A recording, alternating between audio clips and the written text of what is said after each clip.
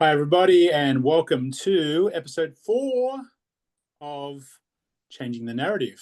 I am Yay! Elbourn, your co-host with, Elizabeth Rouse, welcome back, friends. or as I call her, Lizzie. That I worked think, out. I think she hates Lizzie, actually, which is probably why I call her more. Probably. You just like to get under my skin. I do. So today we're going to tackle the interesting topic of dating with blindness and low vision. I think it's going to be a fascinating story. I will tell mine. I'll get Lizzie to tell hers, even if she doesn't want to. And if she doesn't tell properly, I'm going to call her out. So I know where the I'll secrets, tell. I'll I tell. know We're where here the to bones are care. lying. But we'll also talk about maybe some other people that we know who we've heard things from with blindness and low vision. Some of the things that have worked well, some of the things that maybe don't work well. And more importantly, we definitely want your input. We want your stories. We want to know what works for you. We're going to share it as a community and learn and live and love. Absolutely. So, yeah, I'm happy to go first, Lizzie, because I know that you'll be thinking about all of the stories that you want to tell, of which there will be You make plenty. it sound like I've done so much dating. I'm not that out there. She We'll let says our she's viewers not. be the judge She of that, I says guess. she's not that out there, but every time we go do Stop. something, there's a different thing happening. We So can't all be happily married for 20 years, okay? 24 actually. 20 plus years, okay? Tell us how you met your wife. Well, I met my wife on a program online called ICQ, which doesn't Mhm. isn't around anymore. That's how old I am. Back in the Uh, olden days. yeah, back in the evolution of the internet, in the early years, uh, we and I'm lucky that I'm Australian because she basically in this chat you can basically pick anything that you want to find. So if you want to find like a man in Germany who is 23, you can put in those parameters and then it will search the internet ICQ for people on that chat site. Who that? Anyway, my wife always wanted to visit Australia, and luckily enough for Mhm. her, I was Australian. And so she random messaged me because she saw I was Australian. And she said, I really want to Mhm. travel to Australia. Can you tell me a little bit about the country? Would you mind talking to me about it? And I said, I sure Mhm. would mind, but I'm going to do it anyway. Um, Oh my so I God. started talking about Australia.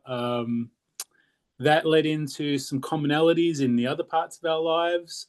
And then we started talking on the phone, which was interesting because back then charges for international phone calls were huge. So I don't know how she Yeah. didn't pay those bills. Maybe she did. I don't know. Mhm. But anyway, and then she came over, and then I showed her around, and I must have been a pretty good tour guide because she hung around. And then I came to the United States in 2001 and was here for 3 months. And then we decided to get married. And we've been married for 24 years as of October 14, 13, 13. Ooh, you almost just party fouled yourself, dog. Almost did. Yeah. You're gonna have to cut that clip. Well, no, not really, because in Australia it was October 14, but in America Uh-huh. 13. So it's a bit of an each way bet. Uh-huh. Does that save work for you often, or I mean, pretty much. I mean, I get 2 birthdays, which is a bonus. you're a dweeb? So, Mm. but talking about my blindness and low vision at the time, I was just before cataract surgery, and so I had scarring on both my corneas with my original vision from birth, and then I developed cataracts and went basically completely blind. So I had about 1% vision in my right eye and no useful vision in my left eye. Although I have to say I was a bit of a pro. I did use a cane at that time, but in her words, I hid it very well.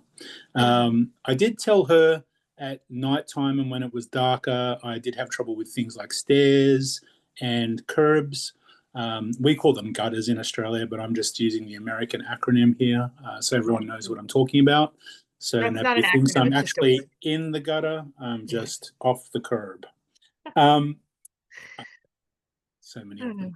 Mhm. Um, And so yeah, she knew that, like, I didn't see very well and that I had a legal blindness or vision impairment, but I get around pretty well, and so she didn't have to help me too much or assist. Mhm. So yeah, that's how she formed. And then she knew I was getting the cataract surgery, and Mhm. interesting story to tell here. She panicked because she sort of figured out that I didn't really ever really see what she looked like. And so when I told Oh her I was no. getting the cataract surgery, she started freaking out that I might not find her attractive and Mhm. thought that I would like not want to be with her anymore once I could see what she looked like. And she's very pretty, so I don't have that problem. But Mhm. yeah, I just think it's interesting when we think about how we see it from our perspective of blindness, but we don't always think about how we see it from our sighted partner's point of view if they're sighted. And so that was an interesting one that I wanted to throw in today because I've never heard anybody talk about that before, and I think it's a really important thing that um, you know we're all so self conscious. And I Yep. think, just understanding that your partner, whether they're sighted or they're not sighted, is also self conscious. And so all of the things that you're worrying about, they're probably worrying about to some different degree or a similar degree.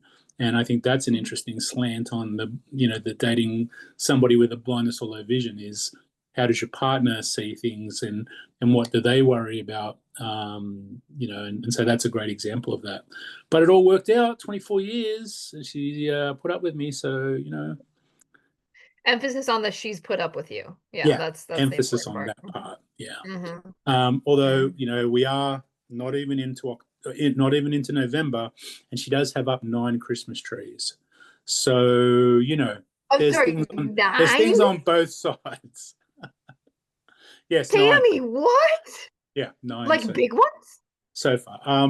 I would say 6 big ones and 3 little ones.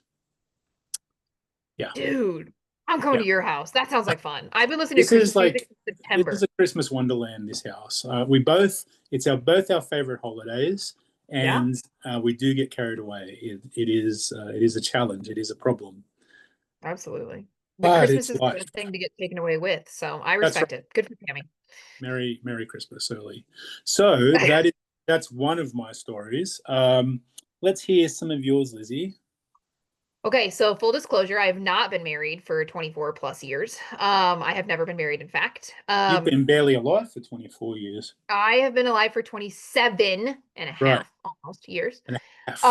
So I will just offer a couple of kind of surface level thoughts to kick us off, and then Murray can embarrass me with stories that I'm sure I've told him when I shouldn't have. Um, I think a really important statement here to make based on kind of what Murray has already shared and what I'm about to share is in order to be a successful part of a relationship, um, you have to be pretty comfortable with yourself. I remember going to college. I never seriously dated in high school. And I think a big like limiting belief of myself was, I'd known half, if not all of the kids that I was going to school with since I was in kindergarten, first, second, third grade. And they all knew me and they knew that I had a disability, right? So there was very little anonymity in that. I didn't get to choose to disclose, to not disclose, things of that nature. And I wasn't super confident in my blindness at that point in my life. It was a part of me, and it was a part of me that I knew, and read Braille and things of that nature. But it wasn't a part of me that I was really proud of. Um, so I did not date a lot when I was in high school. I ended up kind of having situationships is what I'm going to call them. A lot of times from like distances, right? I knew people, I connected with people, but that distance was definitely a barrier. Um, I started dating my freshman year of college. And I'll be very real with you all. Like I started dating one of, if not the first boys that ever gave me real attention. And he was not a fan favorite with my family. Now that I am significantly many years beyond that relationship, I can tell you guys it was not great. And one of the big catalysts for why he and I didn't work out was actually related to my blindness. Um, I won a National Federation of the Blind scholarship in 2018. when this gentleman and I had been dating for a little over a year and a half, year and 4 months maybe.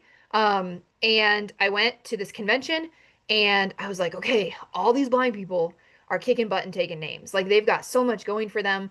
I want that. And a big part of that was starting to use my cane full time. And based on the fact that I had settled into patterns with this guy, I knew after a year and 4 months, I was like, he's a crutch. I'm going to continue to use human guide or different things of that when we're in public. So I actually came home from this conference and we broke up. Um, Still to this day, he thinks for different reasons, than we actually broke up for. But, I was honest with him. I told him, I was like, I need some space to grow as a person. And I think if we continue forward in the trajectory of our relationship, I'm not going to get that space.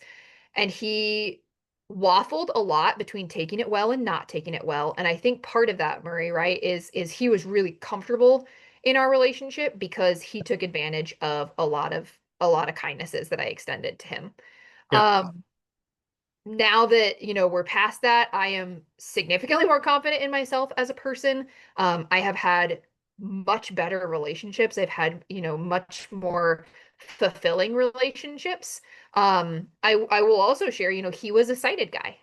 He didn't have any disability that he was willing to cop to. I think there was a fair amount of like mental health struggle for him. I think he had a lot of anxieties, things of that nature, but he couldn't really understand that physical level of disability.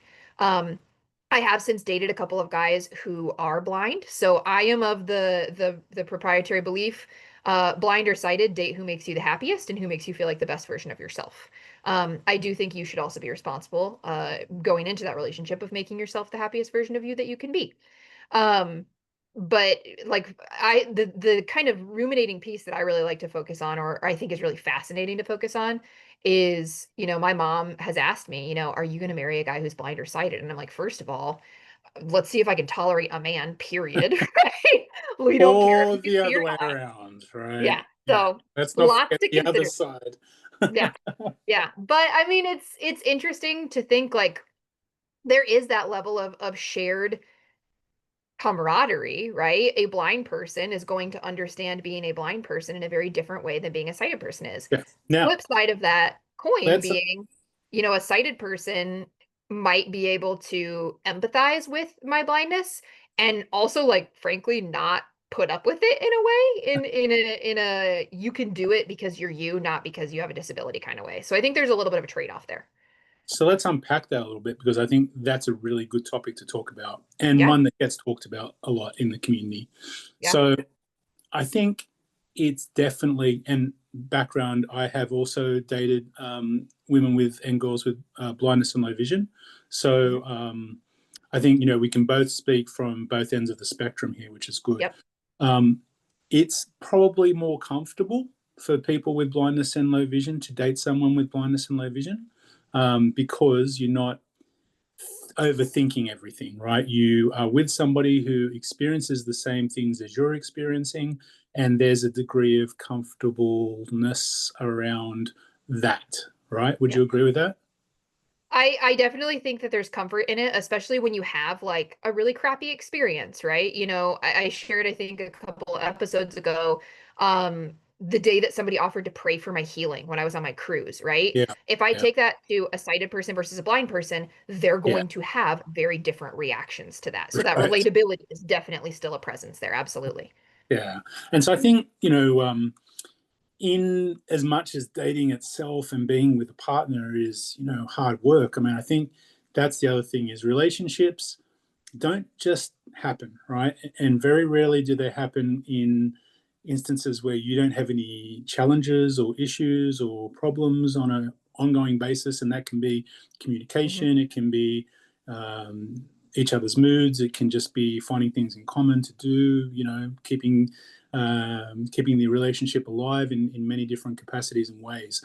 And so I think when we think about the holisticness of dating somebody or being with somebody, we kind of overplay that. But really, what you said earlier is true. It's the human connection, right? And so you can, one, should always be yourself because Yeah. um, eventually, in any relationship, you're going to get found out if you're trying to be somebody different. And so if you're trying to hide your vision, you can only do that for a certain amount of time before something happens, and you kind of let your true vision be seen. And so it's Yep. always important to explain that. I had a friend in Australia who has RP, and she is pretty stable at the moment, but realizes that at any given day she could wake up and be completely blind. And Mhm. so she started dating others with blindness and low vision, but then found somebody who she connected really well with, and she got married to, and who's fully sighted. And she told Yep. me that she had that conversation around, and I've known others who have had that conversation around, hey, my sight is decreasing, and one day I will be totally blind, and you should know that that's the case because these are things that we're going to have to face together. And for her, it was great to have that conversation because then she got the thoughts of her partner around what that meant and how they tackle it together, and they got through it and got married. And so I always think, it is such a hard conversation to have internally because we overthink things and we're self-conscious about our blindness. But also, I think, it's a hard conversation to have with somebody who doesn't understand necessarily what Mhm. it is to have that on a day-to-day basis. Yeah. But having the courage to do that is really important, I think. And I think there's a couple of pieces to unpack even more a little bit there, Murray. Let's see if I remember all three of them that popped into my head. Um, One of those pieces being if that person isn't willing, right? You open yourself up and you have that conversation. Y'all, if they're not willing to accept you as you are, they don't deserve you in Yeah, the first place, right? 100%. Like let's just name that. Um, I think some of the worst experiences in life that I have had were people saying things that were like really belittling.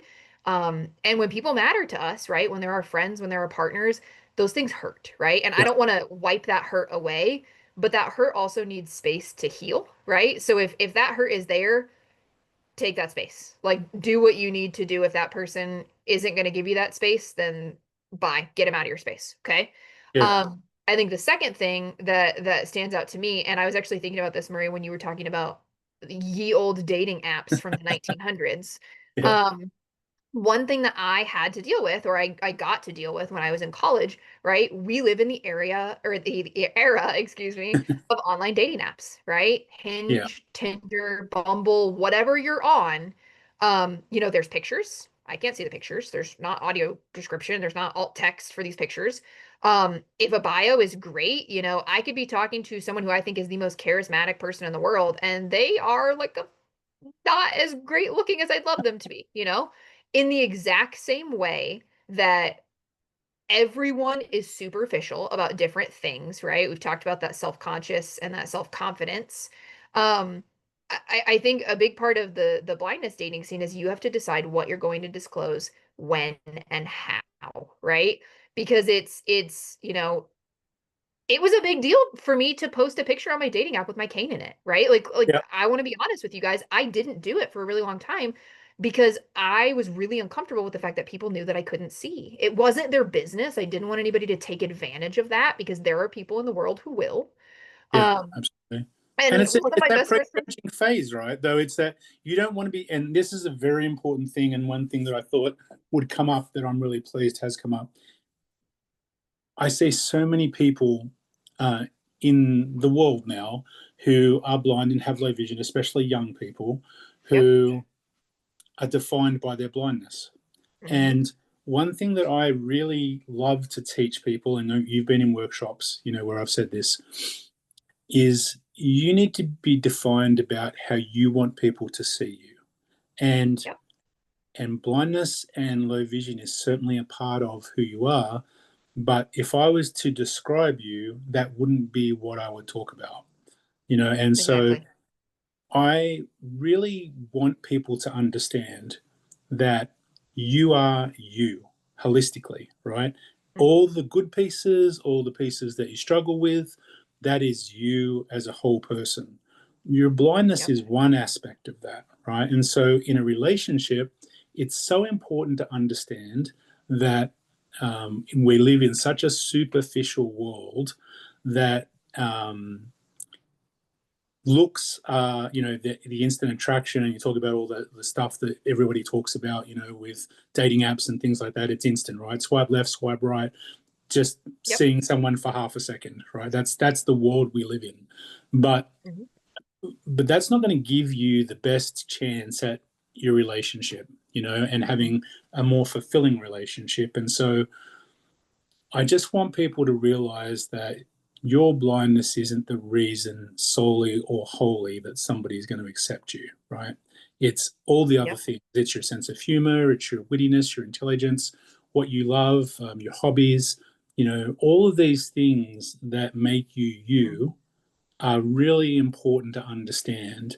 And, I'll equate it to other things, right? Is like people who can see are very self-conscious about aspects of their appearance, right? And so, if So am I, and I can't. Like, yeah, let's no, but let's name it. if someone's not happy with something about themselves, they'll do something else, right, to Hmm. make themselves feel good about themselves, right? I see things like nails and hair all the time, and Yep. unfortunately, I don't have the hair thing, but You you just know, do it on purpose. It's low right? maintenance. I get it. It I get is. it. It is very low maintenance. It's very good. Um, a little baby oil on the top. We're good to go. Oh my gosh, stop. We're not talking about your hair care routine.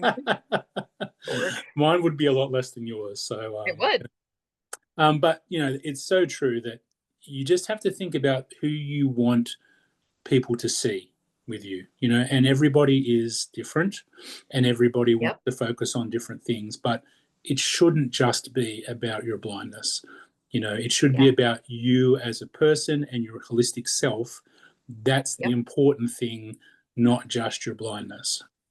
Yeah. And I think to that extent, Marie, right, it's also really important to say if you are not happy with who you are as a person, right? And I'm going to use, something that I get really self-conscious about. Um, I hate acne. Okay. It's been like my biggest self-conscious point since I was in high school. It's really not bad anymore. And if it is, somebody don't tell me. Um, I work my butt off to take care of my skin. I've gotten facials, I've consulted with dermatologists. Like I know what works well for my face. I am willing, ready, and able to put the time and money and effort into something that makes me feel more confident. And I have learned the rudimentary skills by talking to both blind and sighted people about how to appropriately apply makeup, right? So that if I do have like a blemish or something that I don't want someone to see, I know how to cover that up. Do I always do a perfect job? No, because I don't do it enough to be really good at it. But like that was something that I knew I was like, this is taking away from my ability to be a confident woman. Here's what I need to do differently, right? Yeah, If it's colors, if it's like I don't know what color I look in best, there's people who can help you with that, right? yeah, Don't absolutely. feel like you just have to ask, your mom or your brother or your nephew, right? Like you can go see a professional who's got a lot of experience in clothing and pairing and colors and textures and really help you figure out what you feel most confident in. If that helps you, 110% do it. Yeah, absolutely. I mean, I think, and I love seeing, actually, I've seen quite a few ladies with blindness and low vision on TikTok and things be able to do makeup lessons, and I think it's fantastic, right? And they're talking about how they apply their makeup, and I do parent seminars where parents say, how do I help my child groom themselves if they're going to school, Yeah. or as they grow up, they're going to a job interview. How can I? And I say it starts by letting them do it first, right? And understand how to do it. And it's not a matter of doing it for them or even with them, it's teaching them how to test it. And it's as simple as, okay, I'm going to brush my hair and then I'll feel my hair to see if it's in the right place and how I want it, right? You don't have to just Absolutely. look. It's not a visual thing always. Now we live in Mhm. a age where you can take a selfie shot and get it to describe, what the photo looks like to you. So Yep. if there's something that you want to see, if your makeup's not done right, you can say, "Do I have a smudge on my lipstick?" And take a photo of yourself, and it'll tell you. And we live in an age where independence can be so Yeah. empowering, and so to take advantage of 100%. that, yeah, Yep. Yeah. So just to bring us back to where we originally started, right? Not only is it that confidence, I think that confidence is also then reflected in when you feel comfortable navigating that conversation, right? In whatever that looks like for you. Nowadays, if I was on dating apps, which I am not, if I was on dating apps, my cane would be in my pictures because I don't want to put time and effort into a relationship where I then feel like I have to backtrack and fill someone in on the fact that I can't see. Okay. Yeah, Is my cane in every picture that I take? No, absolutely not. But, I had a friend in college who was like, "I'm going to write you a bio for your dating app." And I was like, "Okay." And it literally said, "Legally blind, but that won't stop me from seeing through your crap." Right? Like it was just a very like off the cuff, like goofy kind of way to say like this is a part of me, either get on board or get off. Those are your choices. So all this to say, I think dating has its place, right? We live in a society that really emphasizes that whole like, you have to find someone to complete you, okay? This is me telling you that I think that that's bull. I think you have to be a complete version of yourself. You need to find someone who's going to complement you. Those are very different things. And if that person loves you for who you are, right? And cares for you and helps you and is respectful of the boundaries that you set, right? Because let's be honest, we also don't want somebody who's going to baby us or do everything for us or things of that nature. It is good on you to know what some of those boundaries are before you get into that space. And dating is all about learning, right? You learn what you like and what you don't like in a partner too. It's okay to have a year and 4 month long relationship that ends up blowing up because, it wasn't a right fit. 18-year-old me thought I was really happy. 20-year-old me was elated to be over it. yeah, So yeah. it's And all it in due continues to grow. time.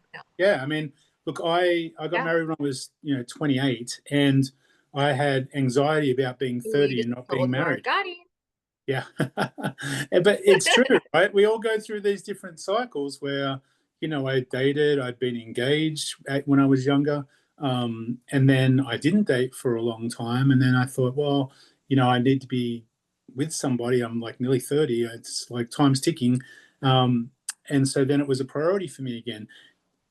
The other thing is that, you don't have to be with somebody to be complete. And I'll say that about Yep. dating as well, is if you're comfortable in your own skin and you just like hanging out with people and it's not a big deal if you're with someone or not, that's really cool. Sometimes society forces us to think we need to find this person, we need to find our partner, and that puts extra pressure on ourselves to settle in most cases for something that we Yep. don't want or need long term. And that's a bad thing as Yep. well. So, be on your timetable. Sometimes we get peer pressure from people who we're friends with who get married, and then you get your married cliques, and it's like, oh, I'm single, and it sucks. And, but be true to yourself. Yep. Like Lizzie said, it's all about you and what you want and what you need. And that's really an important part to remember, I think, because sometimes we lose sight of that in the societal, we have to keep up with the Joneses type thing, and Mhm. and I don't think that that's true. Is I've known a lot of people with blindness and low vision who are very successful in their lives, who live very fulfilled lives, who aren't in relationships or married, and that's cool too. So this is kind of a podcast that I thought we should do because I'm seeing a lot of people online who look really lonely. And I think, there's someone out there for everybody. You kind of have to put yourself out there, which is scary, and how to do Yep. that. And as Liz said, I think working on yourself is the first part of that, right? Is I would discourage people from going and trying to find a relationship if you don't know who you are and you don't know why you want a relationship other than just to have a relationship. Be yourself, know yourself, have those, you know, have those must-haves. They're really important, and they're different again for everyone, right? Lizzie is like you must have. I know people who are blind and low and have low vision who must have someone who's sighted to drive them. They're a must-have for some people, right? And not for others. So I think it's it's just the way of the world, right? Probably the more lazy people in the world who want to be driven around. So here's my thing with that, okay? Recognize that a partner is not going to fulfill every need in your life, right? That's a really, really important piece here too. In the same way that you can't be everything that somebody else wants, um, don't make them your token driver. Yeah. Like there are resources out there that you can get someone who is, if they love to drive, great. If they hate it, guys, public transportation exists. Yeah. Go to your Voc rehab agency and ask about a driving option. Like there are tons of options. Don't ever find someone to fill like that need. That would be Yeah. my pushback there is just recognize that like people fill different needs. They shouldn't fill all of your needs. Yeah. One other thing that I will also toss out too here, Murray, because I think this is really important, right? As we are changing the narrative on blindness and dating and relationships, please recognize that like the things that we experience are not isolated to the blindness community, right? We've talked about that self-consciousness. We've talked about growing into yourself as a person. I have friends who have gone through really, really rough breakups and they are 28, 29, whatever years old, and they're like, I feel the pressure. What do I do? Like my family, they're not blind. Yeah. They don't have a disability, right? Like it's, the things that we experience are similar to, they're not necessarily always the same, but there is somebody else out there who feels what you've been feeling. Um, and just know that we live in a world where a lot of people are like date on your phone or bust. I am the weird breed that still likes to meet people in person, right? I'm a Master of Fine Arts student and studying the genre of romance fiction, right? Meet cutes happen everywhere. Okay. I don't care if you're at an airport. I don't care if you're in the car at a gas station and somebody taps on your window because they thought you dropped something out of your car. That's probably you're going to get murdered. Maybe don't do that. Stranger Yeah. danger. But Don't do there's tons of opportunity out there if you know how and where to look for it. Murray, can we jump into our resource share, or do you want me to share more embarrassing stories of myself dating I first? mean, obviously, there's a pretty simple answer in that. I always want you to share more embarrassing stories, All but right, we'll I think see. I Well, think there are some if good the resources. content request is enough, I'll share some more of my embarrassing stories. We can have a follow-up part two. Okay, that sounds good. Resource share for me today. And I can't give you specifics, but I do know that these happen in my state. So I'm assuming that they happen other places because Iowa can't be that innovative, right? Everything starts at the coast and works its way into the Midwest. Okay. If online dating is not your scene, I know it sounds disgusting, but there are singles events, right? Get a friend who also isn't married, right? Just somebody you know in your community, sighted, blind, I don't care who they are, and just go have fun. You don't have to go with the intent of finding a husband or finding a wife or finding a partner. Go make a new friend, right? Being friends, making friends in your 20s and 30s, guys, it sucks. Just go try. Go take the first step, right? A lot of the most beautiful things in life come out of friendships. So don't be afraid to look up some of those singles events. If you're meant to find your people, you'll find your people. So that is my encouragement and my resources is get connected to those in-person things. And if you need some help like brainstorming, how am I supposed to get there? Elizabeth, that's an hour away, right? That's when you drop comments and we can exchange in some dialogue about how to get you from A to B because we want to help you change your personal narrative as well. What you got, Murray? I got. We used to have these things in Australia called bachelor and spinster balls, BNS balls. Did you have those here? Do you have the? No, I don't even know what Do you that have is. BNS balls here? No. No. There were big things in Australia, like massive things where thousands of single people would rock up somewhere and just like dance the night away. Yeah, BNS balls. I don't know, maybe not a I thing think here, that's called but clubbing in America. no, I think that's a different kind of singles action um, that we wouldn't encourage people to go to. But Yeah, don't while go we're to the. I talking mean, like, about to each their own. while we're talking about BNS balls and clubbing, let's talk about advocacy here. So a lot of Okay. people with blindness and low vision are very shy and reserved and don't want to be putting themselves out there. But how do you meet people, Elizabeth? Social awkward interactions. Correct. It's you just got to get through it, right? And Yeah. sometimes, like for me, that's I can't dance. You're not gonna catch me clubbing. When I was on my cruise, I asked my best friend, I was like, "Can you teach me how to dance?" And she was like, "We need more than a week for you to be able to dance." And I was like, "Thank you Whoa. so Is it much." that Okay. bad? You should come. Do you know, when I was 14, I actually won a dance competition in a club, like in an underage club. Um, and I don't want to like talk about myself too much about my dance moves, but they're pretty good. Yeah, the robot is And I not as hip as it once no, was, I buddy. still have it. Hey, I went line dancing This is a really good thing that you can do with a friend, actually. Go line dancing. Yeah. Line dancing is awesome. And it doesn't matter if you love country or not. I used to hate country, and now I'm a little bit converted. But I go line dancing at this place here in Spokane called Nashville North. And there's like so many people who just go line dancing. And I went dancing with a couple of friends. And Jada and Anne came with me. It was fantastic. Yes. Okay, wait, I want to go. Yeah, I want to go. you should definitely go. It's fun. That sounds But, so put fun. yourself out there. Do things like that kind of make you be more sociable. Just have a conversation. I challenge everybody listening to this podcast, if you're somewhere in the next week, start up a conversation with somebody, say hello, just chuck a line out there, and start talking to somebody. And you'll be surprised about the conversations that you can build and the confidence that gives you socially to be able to have more conversations. You got to start somewhere. Yeah. And if you don't feel comfortable just jumping in, right? I think of myself in bookstores, okay? I can't read print books, but I will go to bookstores with some of my friends who are really avid readers, right? As I am. And we'll be having a conversation about a book. And if I hear somebody else talking about like an author that I love or something like, I will be the person who says, hey, I'm sorry to interrupt. Have you read this book based on the fact that you really like this author? You might like that. Okay, if you don't feel comfortable being that energetic, start with, hello, how are you today? Have a nice day, right? It doesn't have to be super in depth. Just get comfortable, right? And also recognize sometimes you're going to think someone's standing next to you and you're going to think someone's looking at you and you're going to say something and they might not even be as close to you as they thought. It might be a little awkward. Shake those off and recognize that there's 7 billion people in the world. And if one thinks you're a weirdo, guess what? I'm a weirdo. Murray's a weirdo. We're all weird in our own way, and there's nothing wrong with that. Kudos to you for trying, because a lot of people wouldn't try. They wouldn't even 100%. be that brave. Yeah.